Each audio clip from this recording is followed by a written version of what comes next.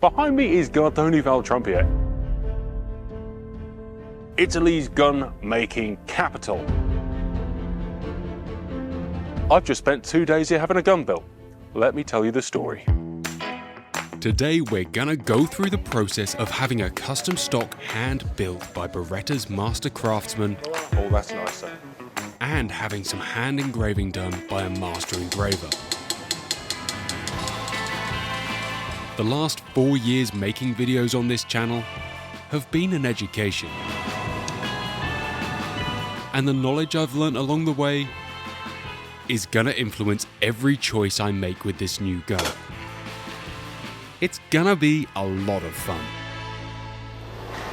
So today I'm gonna have a gun built. Yeah. What's gonna happen? The first thing a customer does is the wood selection. Wood is the most important part of a gun for a shooter.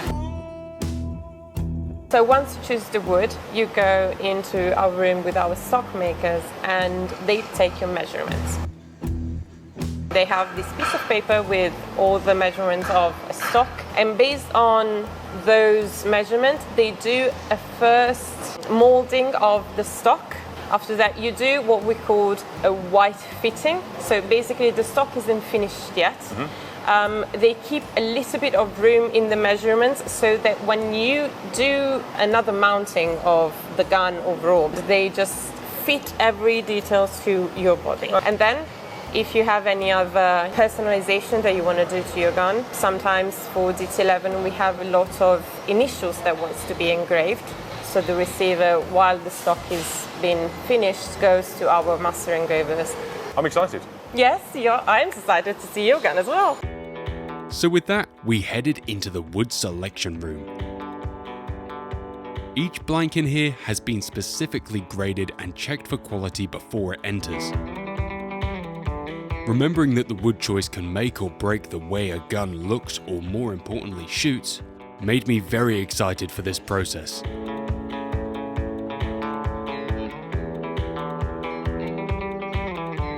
So picking that stock took 10 minutes. That was way less time than I expected. Walking in here, you've got 50 blanks to choose from class 2.5 and class 3. Not only is class 3 slightly better looking, but you're looking for a better practicality in these pieces. And it was explained to me very well that there's 2 routes you can take when you come into this room. And generally that will be hunting stock or clay stock.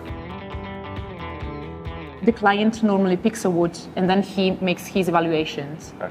So this one would better fit a hunting shotgun Because of the low volume of shots. Low volume of shots. So these veins, diagonal, are like going to cause you trouble if you're massively shooting with your clay shooting. And it really makes that much difference to the recoil or to the life of the stock? È più una questione di rinculo, di vita utile del calcio. Rinculo e anche Both of them. A hunting stock can be very pretty. In fact, this is the first piece of wood I went to. I was like, I like that. It's dark, it's got fiddleback, it's got a lot going on. But if you flip it over onto its spine, you can see that the grain doesn't run down it. In fact, it runs across it. That grain suits a hunting stock more because in a hunting gun, you're putting less work through the gun. You're putting less shots through it, and so things like recoil and strength matter less. With a clay gun, you're putting thousands of shells through this a year. You're looking for low recoil. What I was told is straight grain, straight recoil, twisted grain, twisted recoil. And when you've got such classy metal parts of the gun with so much money invested in making sure that you're reducing recoil and making that as smooth a gun as possible, why would you waste that by putting not the right type of wood on it? And so this is the piece that we went for.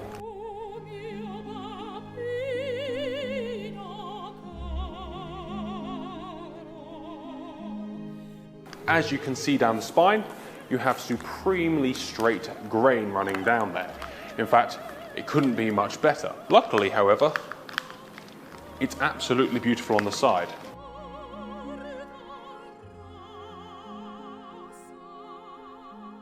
Picking a stock blank is an amazing opportunity. It's a hard process, no doubt, because you're faced with unlimited choice. But actually, over the years, I've learned that potentially looking more with your head than your heart is wise. I've had stocks with this super high-end wood, and actually it's not practical, and this gun build is all about practicality to me. I want to have this gun in my child's hands and my grandchildren's hand. I'm seeing this as a bit of an heirloom project, right?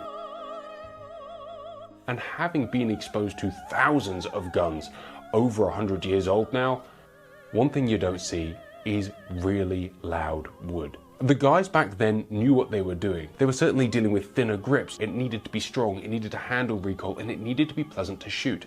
And one of those untangible things about best guns actually is that they're not using exhibition grade wood on their guns. What's interesting is the discussion with the Beretta stockers opened up a gateway to me of understanding that wood isn't so much about looks, even more than I already appreciated. And that's why I went for that stock. Before anything happens to this walnut blank, the stockers need to work out your personal measurements to ensure the headwork is done in the right place and at the right angle. Each build process is led by an individual stocker, and I was going to be looked after by stockmaker Marco. This one is a dummy. He wants to see how you feel it. Every gun fitting is gonna be slightly different, and every custom stocking process is gonna be slightly different. And I was really interested to see what Beretta's was gonna look like. I'd like a little higher maybe. I'd like to see a little rib. They'd already seen me walk in, so by the time I get presented with the DT11, it has a factory stock with an adjustable comb, with some pads taped on and a few bits done. And they sort of sized me up, and it really wasn't far out. You gotta think these guys are building hundreds of stocks a year. As regards the recoil pad, Yep. do you feel better with this setup, or you preferred it prior? From there, they're going to assess the way that you mount, the way that you tuck the gun in, and every little thing will be questioned as to why you're doing that. Is it because the gun is wrong, or is it because the gun is right? Okay, so you're gonna have a Monte Carlo. Okay. Sorry for being awkward. That's why you're having a stock on measure, to make it fit perfect on you.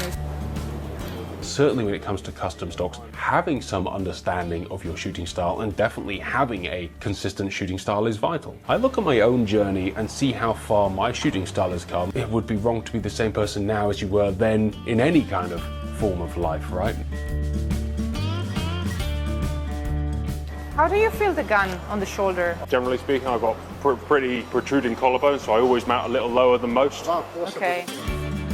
So as we work through, we alter the length, we alter the pitch at the back of the stock. Everything you do has a knock-on effect, remember. So if you change the length, your face is going to move down. If you change the height, the way that the gun comes into your shoulder is going to change. How is the pistol grip position for you? Feels good. Okay. Maybe if the palm saw moved up a little bit. They normally take the measurements for your fingertip to be in the middle of the trigger. Okay. But you break the trigger more forward. I think that's because most guns don't fit too well, Don't so it's fit your probably hands. force of habit rather than Okay. perfect form. Could we try it a little shorter? Do you need it a little bit shorter? I was figuring that seeing as the pads are interchangeable, having a little shorter overall length with a medium pad would allow me to put on a big jacket or a few pounds at Christmas while still being able to shoot the gun. You never know what the future will hold. When it comes to my gun measurements, there's always going to be a slight issue, and that is that I shoot a lot of different guns. They say that you should beware of the man with one gun because he can probably use it. I am quite the opposite. You see so many different sight pictures that it becomes hard to know which is actually your preference, and so I guess I lacked a little bit of confidence throughout this process deciding exactly where we wanted to set this gun up. In the end, I put my confidence in the expertise of the guys, and they made the final call of how high to put that stock and exactly how much cast to put on it. Dummy stock complete. Now we need to have some measurements taken to you, and then your wood is going to be machined. And it's going to be roughly cut into this sort of shape. Yes. Coming outside made it much better, sort of putting the glasses on, being able to be in a shooting environment definitely now feels, More realistic.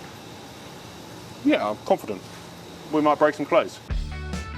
Back in the stocking area of Beretta Due, they took every conceivable measurement from the dummy stock. These were filled out on a form where we studied them and discussed whether we were all happy. They will just move the recoil pad with the wood in abundance. We all were, although there was some debate about the final position of the recoil pad. The result of which was to leave the stock tool and decide on its exact drop in second fitting. Using the final measurements, the pattern is laid out on the blank, then cut on a bandsaw to the outline. Before it's bolted into a jig and put into a big CNC machine for the headwork to be cut out.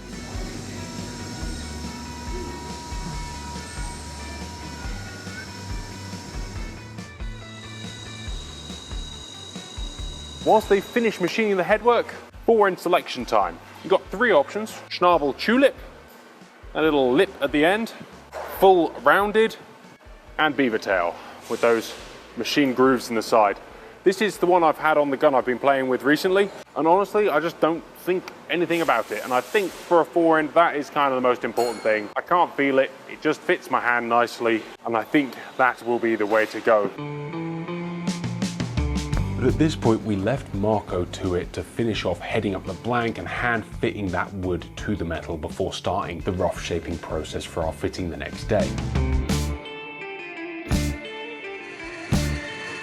Once the headwork was machined, every other process is carried out in the way it has been for centuries, with skilled handwork. Starting out by laying the measurements on the blank, Marco used a selection of hand tools to work this block of walnut into a stock. I really love watching these craftsmen work their magic. And with each workbench busy, there was plenty to feast the eyes. Our day was not finished, however. We headed over to the engraver's studio.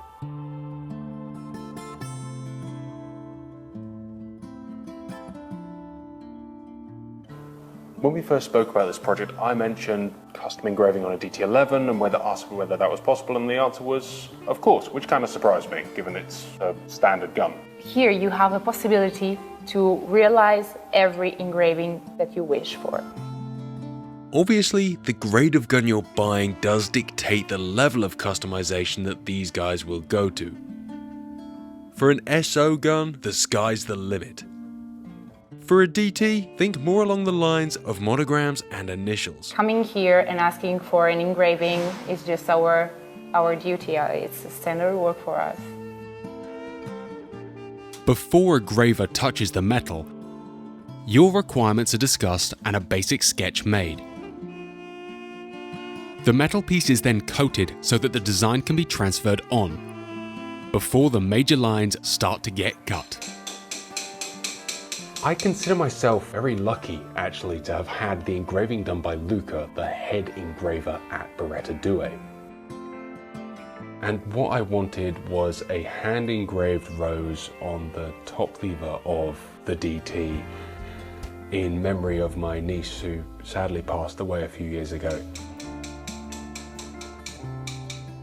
And I've been thinking of doing something to kind of have as a permanent reminder there by me, not that I don't think about it regularly. I know she would think that this was really cool. And so that's what we got. Once the major lines were cut, Luca used a burin, a tiny hand-pushed graver, to add shade and depth to the image. Both the process and the result were beautiful. This is the final result. Come have a look at this.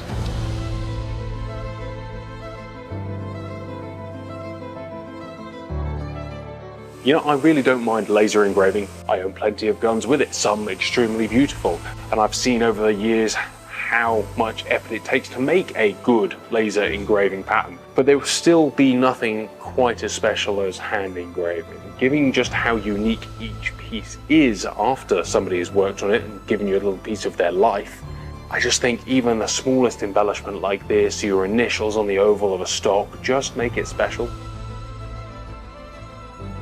just lost for words of how cool this process has been so far. This needs to go off and be hardened and tempered, ready to be stuck on the gun.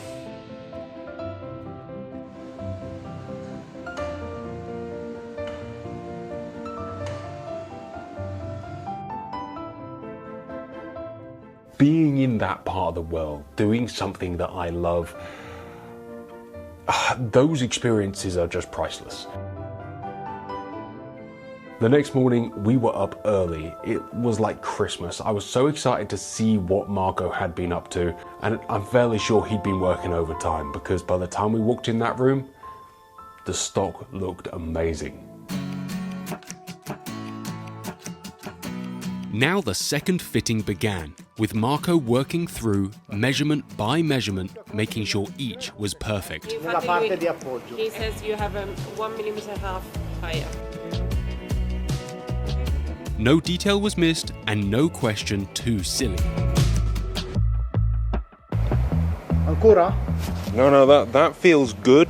Vedo che ha un punto d'appoggio molto qua, che segna Because your tanto. hand is going so deeply in this O dice point. qua. I think maybe the palm swell is pushing my hand into this.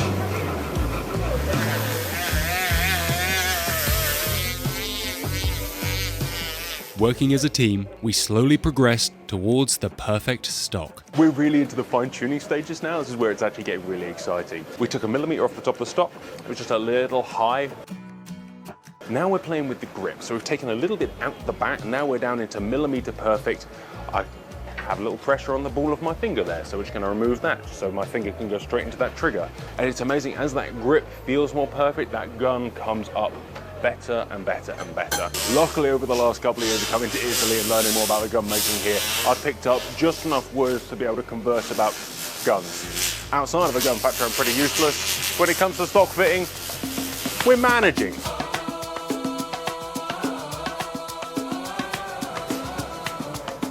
I'm happy, yeah. No, perfect. Andiamo giù, andiamo giù, pam pam. Translated, that was, let's go shoot. So we headed outside and downstairs underneath the factory to where they have this testing tunnel.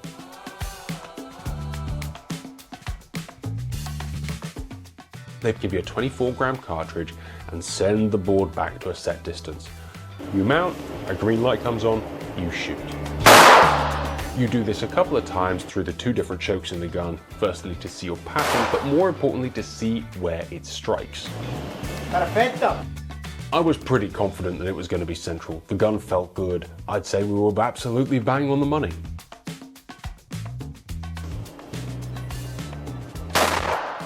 At this point, I'm gonna leave this gun. Marco is gonna smooth it, polish it, take it back to a very high grade, get rid of any marks or blemishes that were made with rasps and files. But generally speaking, that is a perfectly fitting stock. It feels as good as a gun can feel, and that's kind of the point, right? You're not coming here for a gun that feels okay, you're coming here for a gun that feels perfect. And this one does, and it took some time and some process, but that's the point, right? Anyone can send them measurements, but actually to come here and have this experience is special. After the smoothing and the sanding, the stock gets 2 coats of oil just to seal it a little before being hand checkered. I've learned that you're either the sort of person that appreciates artisanal crafts or you're not. And like a little hand engraving, I love how special it is that someone has put a little piece of their life and talent into your gun. Once the checkering's complete, the stock heads back to the oiling room to have a proper finish applied. Beretta offer 3 different stock finishes as standard. Generally, guns come like this. This is called the natural finish. It's a hand-rubbed oil finish, takes about 3 weeks to complete. You end up with non-completely closed pores and a satin effect. This is not entirely waterproof, meaning that you will need to maintain it. It's not got a hard seal on the outside. But for not having that hard seal, it will age significantly better. It doesn't show up scratches and dents as badly as the other 2 will. And honestly, I kind of like that subtle satin look. If you prefer something a bit shinier, this is the glossy hand oiled finish. Seals the pores a bit better and you have a hard finish on the outside. This will show up scratches a little bit more, but as you can see, it makes that grain pop to a different level. If you want to go extra Again, you can have a true oil finish. This gives you a proper hard glass effect, completely weather resistant, and it does look stunning. It does take 3 times as long. You're looking at 2 months minimum to have one of these finished because it takes layer upon layer upon layer. Given that I am self-aware for the most part, I'm going to stick with natural. My initial reaction was to go for this, spend the time, spend the effort, and get a beautiful finish, but I don't want to be the guy who's worried about putting his gun on the grass or putting his gun up against the wall, because actually I think that actually impedes the enjoyment a gun can bring you. That being the case, and being that I don't mind maintaining wood, I'm going to go natural.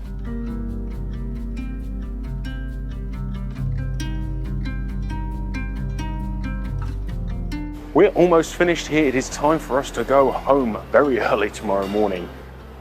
We have seen this stock go from a blank into its finished article. All the metalwork has been through its second fitting, so the ejectors are now regulated and timed. The fore-end iron now clips on absolutely perfectly, and it's now regulated to change over with 21-gram cartridges. This is usually done in one pass as opposed to having to go through again, but because I was coming, they say that it's best to fit the stock with your barreled action. Every little micron that's taken off the face will change how that barrel sits into the action. And so to attain perfection, you are supposed to do it with your barrel, your action, and then your woodwork. Right at the end, I actually was surprised to have the opportunity to do the final assembly. You know, it's not like this big deal. I was doing very little work to the gun other than just putting the finished parts together. But I just loved the fact that now I did some work to that gun, and so a tiny portion of my time has been put into that gun, a tiny piece of my life. Coming from high. And these pieces of life all come together. That's kind of what makes this gun special. As we saw when we first came here, the DT11 kind of bridges the gap between Beretta 1 and Beretta 2. Beretta 2 is all about PP selection, custom, special, but the DT11 is actually assembled and fitted here, but the majority of the parts are produced over at Beretta 1. The final piece of the puzzle, the fore end. Simply put, that pushes up, pushes down, and then clicks on the gun. When it's new, it's obviously going to be right tight, and you want it to be pretty tight because it's only going to wear as the gun breaks in. This gun is ready to be finished, to be blacked, polished, oiled, and I'll meet it again in England. With 10 minutes left before we had to leave, we had just one thing left to do. I think that yesterday morning that this was just another blank on the shelf, and now it is a finely crafted stock that feels real good. Well, that's just special. Let's light it up.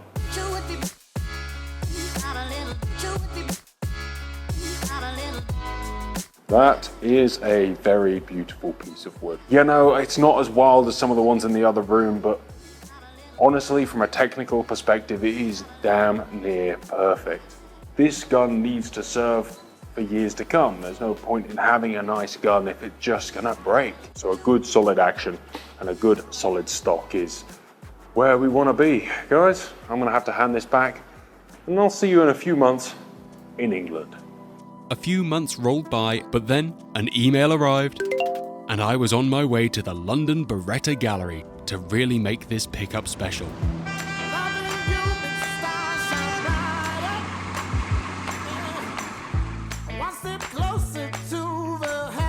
A good walk later, we had arrived. Climbing the 3 flights of stairs up to the gun room to meet with Alex and the finished gun. So, Mr. Carter, would you like to see your new DT11L? Very much so. Let's go for it.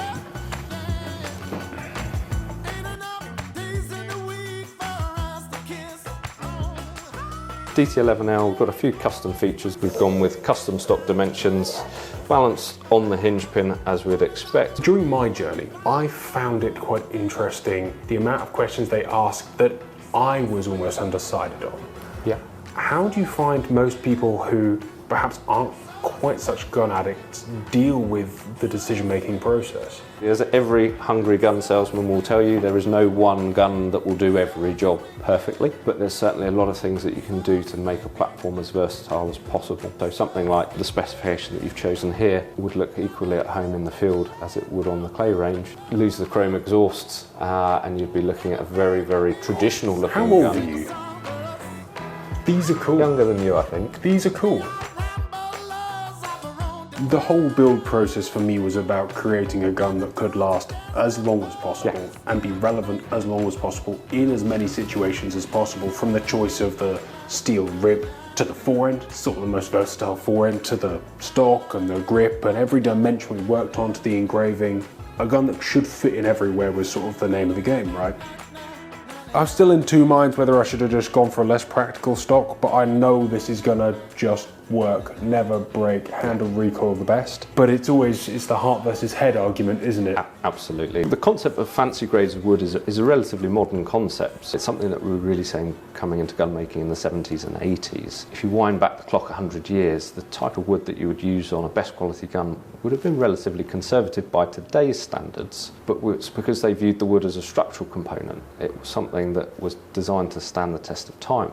You know, beautiful wood is beautiful, but its flaws, every piece of grain, every piece of character is a potential fault. Going with something that is maybe less glamorous, but on a functional gun, a gun that's being used, a gun that's being shot is totally logical.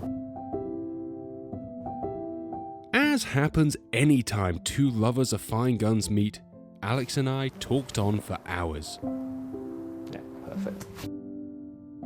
It's not that often you get to go to a fully stocked gun shop in the centre of a capital city, and there were some of the best looking guns I have ever seen sat in their racks, as well as some other things that were more on my level.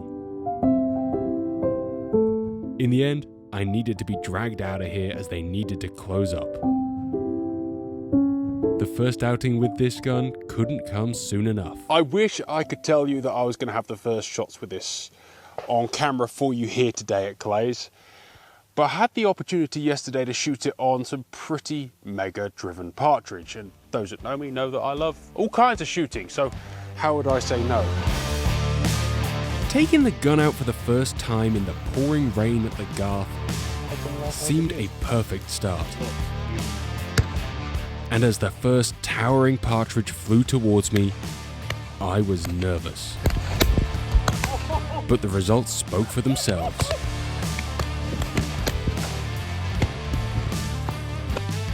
I shot 5 for 5 good driven partridge. He's not messed with it yet, put it away! And then I came here this morning and I'm happy with how I shot. A friend said to me that this is the easiest he's seen me shoot, and I'd agree. There's no workaround, there's no fighting the way it balances. This stock, I'm glad we took the time to get it perfect. The wood choice, which you know I was a little hesitant about, being more inclined to beauty than practicality, was the right decision. This gun does not kick, and I'm happy. I mean, on another level I'm happy, to be honest, to have finally sort of put these years of learning into something practical.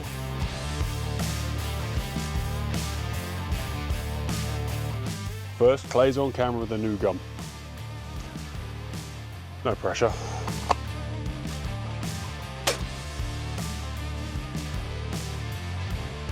Straightening this stand made this experience all the better. Even if this is just a gunnymoon period, it really helped affirm all the choices we'd made. We continued on through a few more stands with some good solid scores on every station.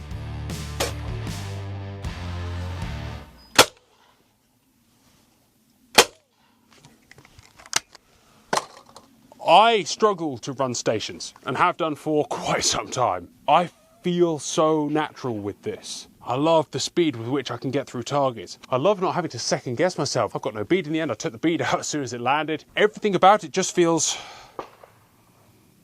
well, exactly as we'd planned, I suppose. This gun didn't happen by mistake. This gun happened because of a lot of very wise people whose information has been freely given to me, and you on the channel over these years. I'm genuinely pleased with how this has turned out.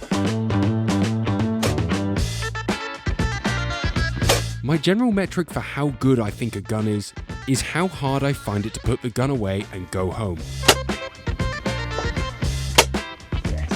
And by this point, I had said just one last stand about 6 times. One more stand. I am happy to say that I feel like this whole journey has been a success. I feel like I've got a gun in my hands here that's going to take me up to the next level. And what that means, I don't really know. Whether that's just the next level of confidence in my shooting rather than the next level of actual talent, who knows? I have a limited reserve of that, as it's been evident over the years. I want to answer one last question, and that is, why a DT11? In the search for a new gun, I had certain criteria I needed to hit. Reliability was number one. I am not particularly kind on guns. I use them a lot, and so I needed a gun that was going to perform and have spare parts available. The second criteria was I wanted a gun that shot well. There's a lot of guns that shoot well out there, but I wanted something that had the right technology and really just gave me the best possible chance. That limited it down to maybe 5 or 6 guns that hit all of those little weird technical points that I found fascinating. And the final point was I wanted a gun to be custom and to work with a gun maker who could achieve some of the silly nuances that I've become obsessed with over the years. The DT11 just seemed like the obvious option. A super successful platform, small customization options that would make the gun mine. You know, to me, I'm really proud to have Beretta now backing me and the channel, and hopefully just helping us to continue the stuff that we do. It doesn't mean I'm going to be shooting a Beretta only in the videos, far from it. My addiction to guns is far stretching. My fascination with all kinds of gun making is far stretching. But to be supported by a company who I've come to wholeheartedly believe in and love is an honor.